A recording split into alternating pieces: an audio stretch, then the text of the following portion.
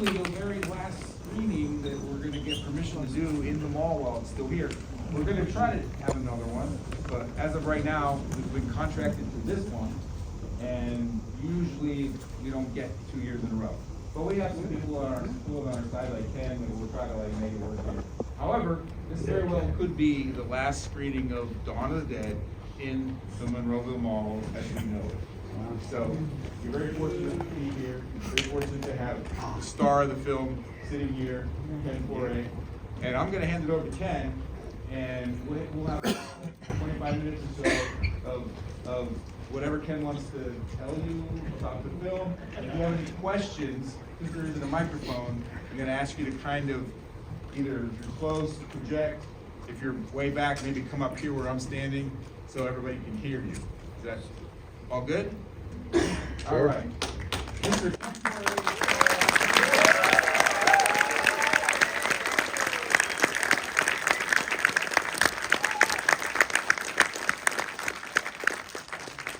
Okay. Let me start off by saying there are so many heroes in this facility, in this mall. Not only the people that made the film, not only George, the cast, the crew, the zombies, the extras. There's one person who I'd like to point out, and I'd like you to give him a rousing hand of applause, because this person deserves it, so deeply deserves it. Kevin, without you.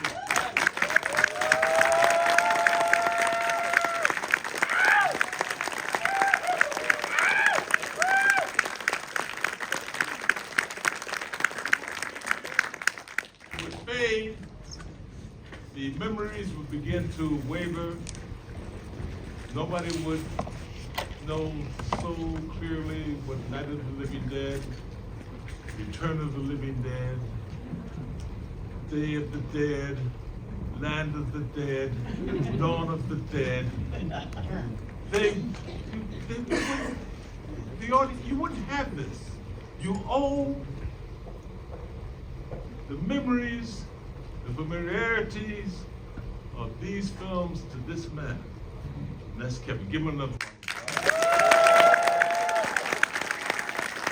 We love you, Kevin! Thank you! But, how many of you were downstairs doing my Q&A today? Can't go over that again, right? Just wait 1 second. Actually, hold that for a second. That's yours. That one's yours. Yeah. That one's yours. It's a very special film. Can you clear that? Sorry. I can't clear this. I don't think I'm exposing my crotch to the world. Could you pick that up? Thank you. Sorry.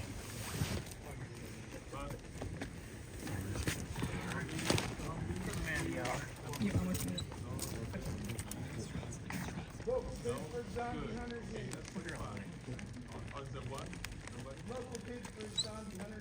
Sid.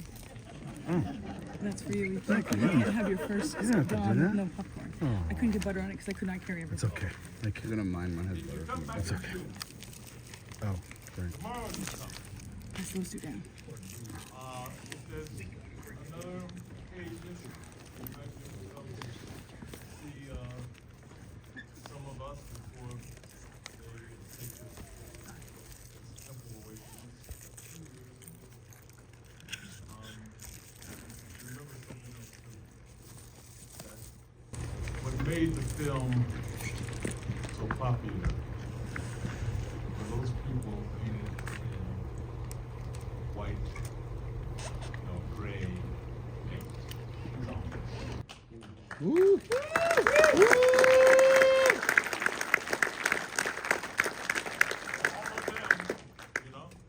All of them deserve their moment in the spotlight. And again, we couldn't have done it if they weren't good. Some of them were memorable. We have Mike Christopher. Yes, the Hare Krishna. The Hare Krishna. We have the nurse zombie. Aaron. Woo. We have, of course, my friend Jim Grunt. Woo. And many, many more. So, yes, they deserve your admiration and loyalty as well. We thank you.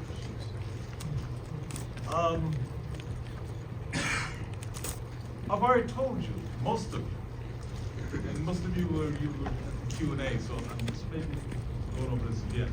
But this film has legs, and it's continued to have legs for generations. It's passed on from grandfather to son, to grandson, to great-grandson, continuously. I hear it all the time, wherever I go. It's so well known that I'm known in every country in the world from this film. So's Galen, so's Scott, so's the zombies.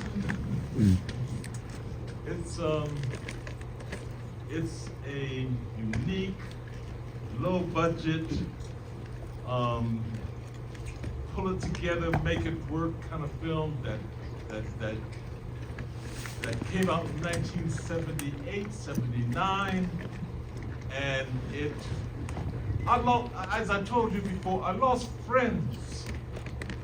One woman came up to me, she was the New York Times, writer for the New York Times.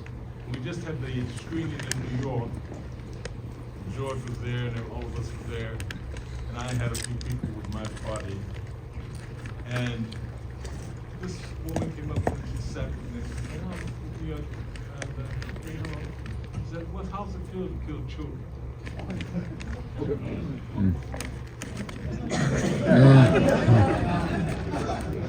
You know, yes, only thing out of her mouth, first thing out of her mouth, you know? So no matter who you are, on left side or right side, this film had an effect on you. And some people told me, that film? Some people, we used to have a way of testing the film when we screened it. Scott and I used to screen it for different people, trying to get to a screening room in New York. I think in New York. And we got people to fill up the screening room, 30, 40 seats. And we knew that when the bike was taken out of the neck, if they got past that, they could see the and a lot of them did get past that. So, let's see, what can I tell you that's really interesting?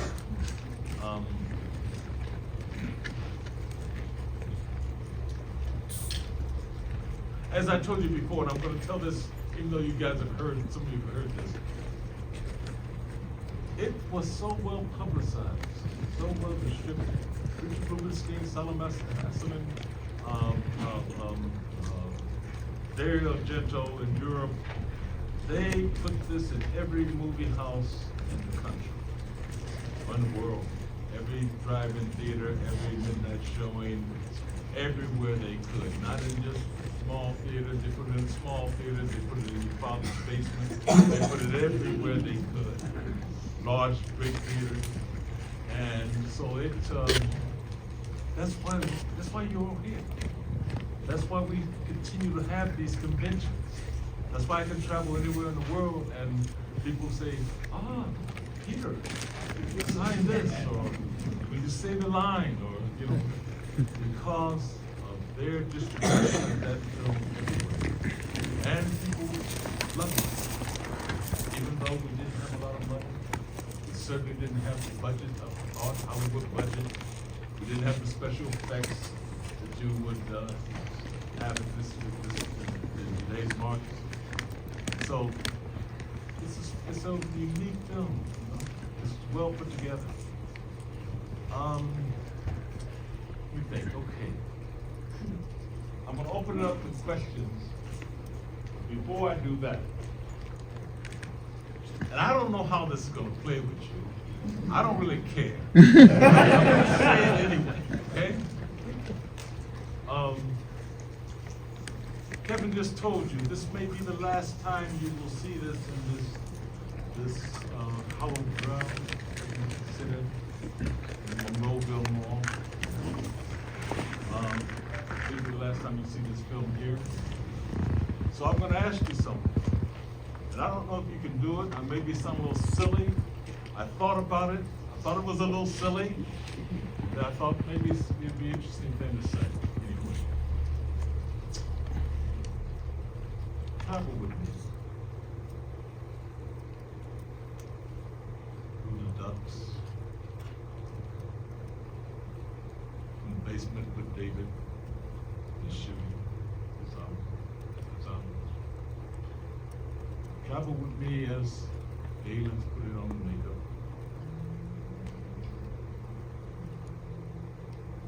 Travel with me as Scott's crying out with his last breath.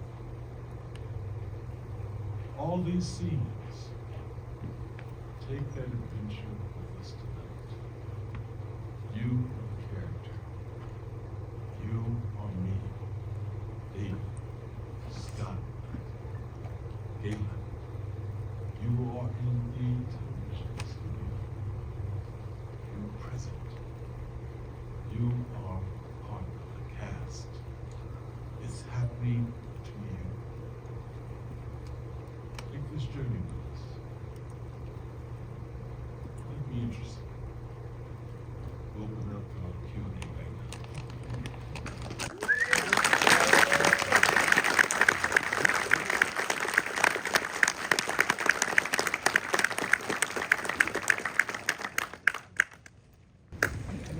I guess raise your hand if you want. Can you yell out or you want to come down here? I'm good. Sir, Pittsburgh and all of us want to say we appreciate all of you.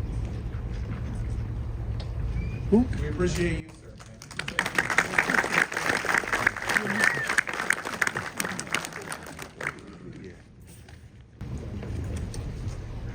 Question for anybody? Up there? Yes. I was wondering, what is your personal favorite scene in the movie? Oh, no! Are you kidding? 50 of them. You know, I mean, I could name, and I've told you, some of you heard this earlier today, when you come by my table, you heard me at the Q&A, and that questions come up, if you ask the questions been asked all day. But, I could name Money, Manja. I could name, my God, serving them dinner, sitting in there with Roger as he's going past, waiting for him to die, for the shooting.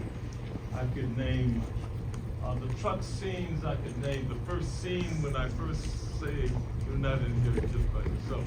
Yeah. You got it. I mean, there are so many scenes that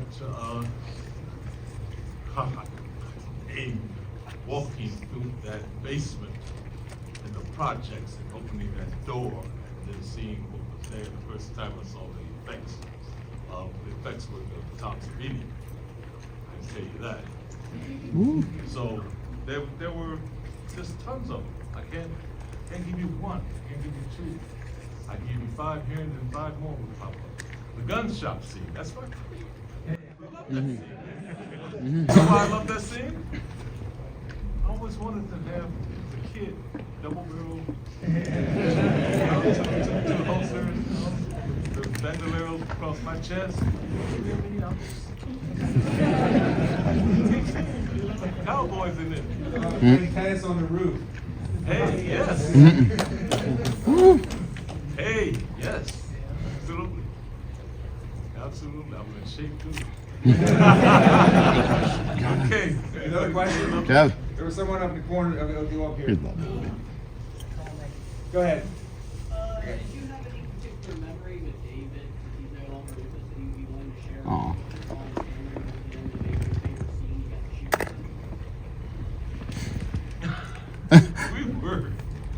give you a couple things. I don't want to go into David's gone. We were doing a narration for the Black Box set, and it was Anchor Bay had put out. And so they had a lot of wicked liquor there. And so we started drinking, the four of us, and we're drinking and we're drinking. And it gets to the part where David's in the barn, and he's trying to fight off the zombies, and he's running up the hill. And Galen says, "Oh, look at David run! He's a zombie." I broke up laughing, and he got pissed at me.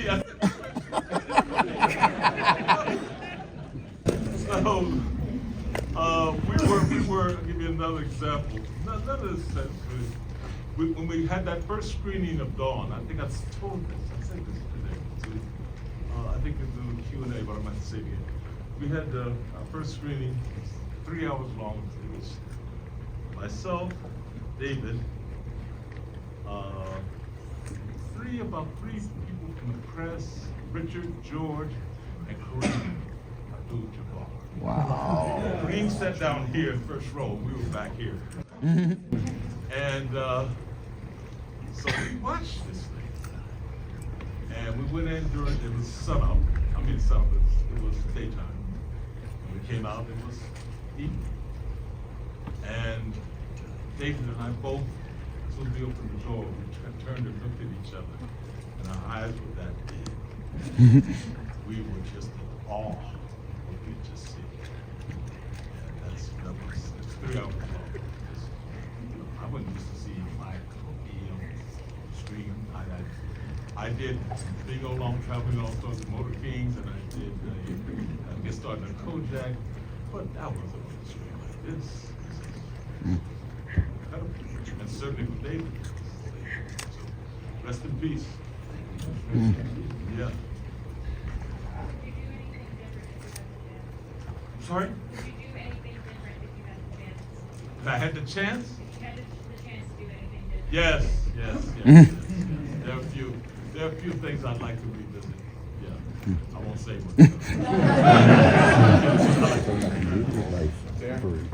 Kind of to touch on what you were just talking about, has there ever been a moment where you met someone that was a fan of yours? Because, like you said, this movie's so iconic, like all these, the new wave of horror film and just filmmakers in general, like you were the first strong hero that they saw and fell in love with. So you're their Charles Bronson, or you're their like Lee Van Cleef, or you're their, you know, you're one of those, you're the man to them. Was there anybody that surprised you? Surprised me? Yeah. Yeah, all the time. All the time. It's been, you know, from sheiks from Saudi Arabia to some of the royal family, somebody in the president's office, one of the presidents. Yeah, you know, it's always been somebody that said that. What? I tell you, this is such a wild story. Wait a minute, let me think of her name. God. She's married to Keith. What's his name? He plays the piano. He's a, what's her name? Oh, she's a great beauty. I can't think of her name. It's not gonna work out.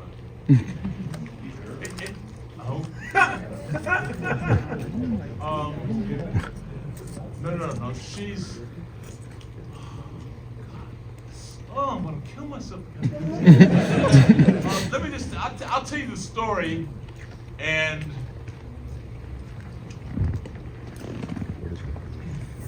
You know, you just get the idea. All right. I'm doing a film in Vancouver, and I'm staying at the hotel where most of the actors stay in. It's a pretty nice hotel. And I just checked in. I have a suite on the left. The people in the suite on the left side, on the right side of the room, and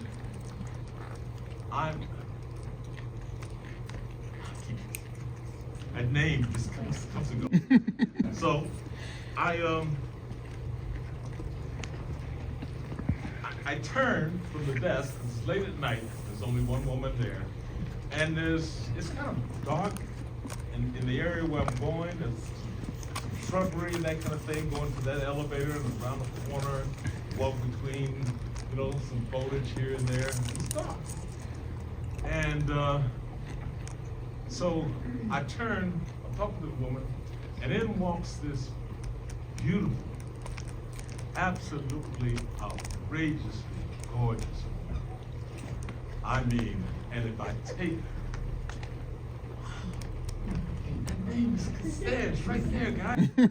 Oh, you know her too. No. No. This woman's husband was an actor, and he went to classical piano. This is the worst game. Anyway. And I think she has a Scottish or an Irish name. Anyway. She turns. She comes in. She's got one of those, heavy Scottish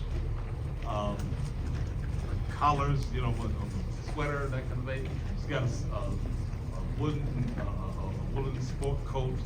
She's got her big bag over her shoulder. She's about 6 feet tall or taller. And she walks in.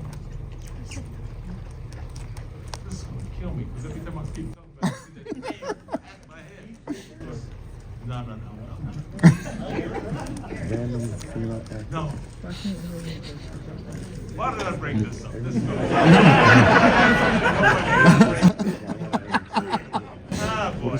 Anyway, she turns. Let me finish it, and if I get to it, I do. Anyway, she's absolutely stunning. I'm telling you. And I turn and look. I said, whoa. And I didn't say anything about it. But she gets her thing, and she goes this way. And I gotta go the same way. I get mine, and I go. So as she's going that way, I follow behind her. And I'm thinking, oh God, late at night, I'm going to the bushes. It's dark. Is she gonna grab her purse? Is she gonna, what kind of reaction am I getting from this woman? Because well, we get to the elevator, that's the elevator, I get on, she gets on. And I say eventually to her, before we, the elevator's moving, I say, who are you? She tells me her name. Connie Selica? Connie Selica. Right? Right. John Texas wife. That's her.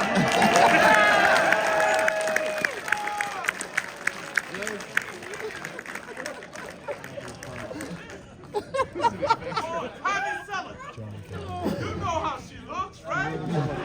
That's who I'm looking at.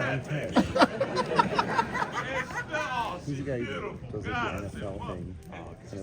He was also like interviewing tonight. That's right. Oh, I said, and you're Ken Foree? And she doors open, and she gets up, and I go.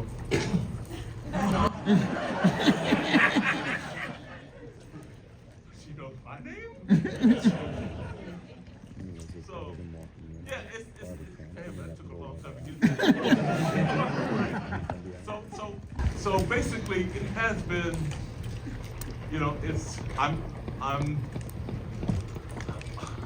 I'm surprised by it still, and then I'm not surprised by it because it happens often. I run into somebody that doesn't know me, and they're a huge fan. I said, wow, okay. So yeah, one more question, or you got two more? We got a little time, how much time we got? Right there? Okay. Yeah, go. If you could write your own sequel, what happens next? What happens to Peter? I got a comic book coming out.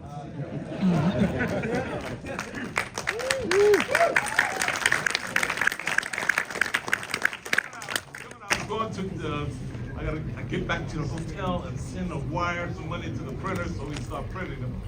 But yes, coming out, so take a look at that. I think you'll like it. Over there, who's over there? Okay, go. This area's changed a lot since 1978. Is there, I'm sorry? This area's changed a lot since 1978. Is there any area that you maybe spent with cast and crew that isn't here anymore? Do you have memories of? God, there's so much that isn't here anymore. You know, where's the bank? Where's the ice rinks? Where's the lot, you know? But it still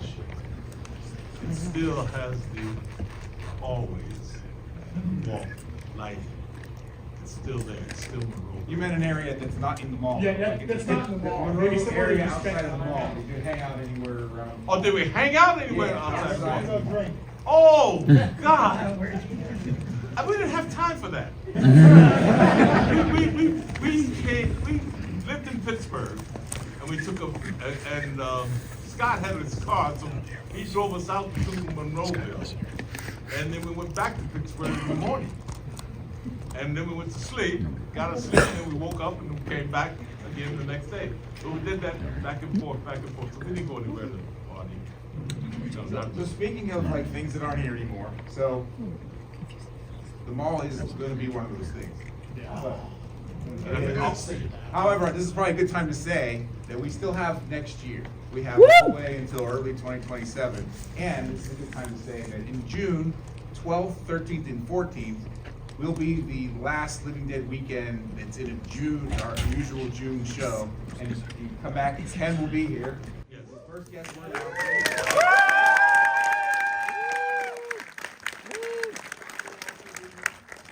And it's going to be the largest gathering of Dawn of the Dead cast ever assembled. And it's going to be June 12th, 13th, and 14th, 2026.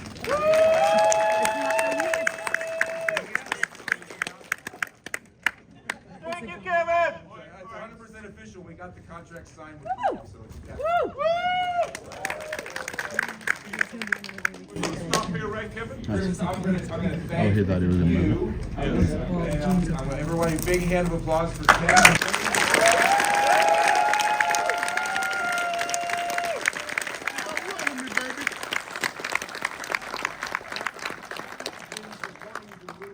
Projects we've been doing in this mall for 15 years when we've been doing things like zombie carnivals and stuff. Ken supported us from day one Was there. with our small idea. Coming in He would show to up make right. $0 just to say, if it's in the mall and it's you guys, I will support whatever you do. And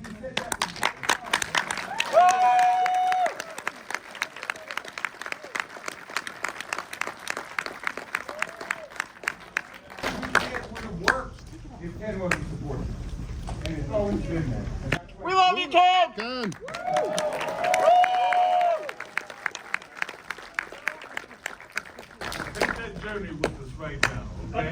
Take that journey. You are us. All right? I can journey tonight. Journey right tonight. Before the movie hit theaters, did you ever think you would be here now doing what you're doing? Oh, hell no. No, God, no. I was SAG. I wasn't supposed to be in that movie. I'm just SAG rules. So I thought when I read it, I said, this will never play South America. Thank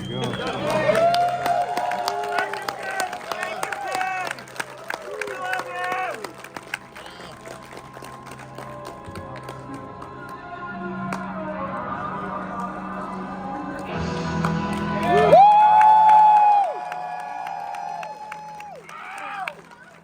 Go get him, Galen.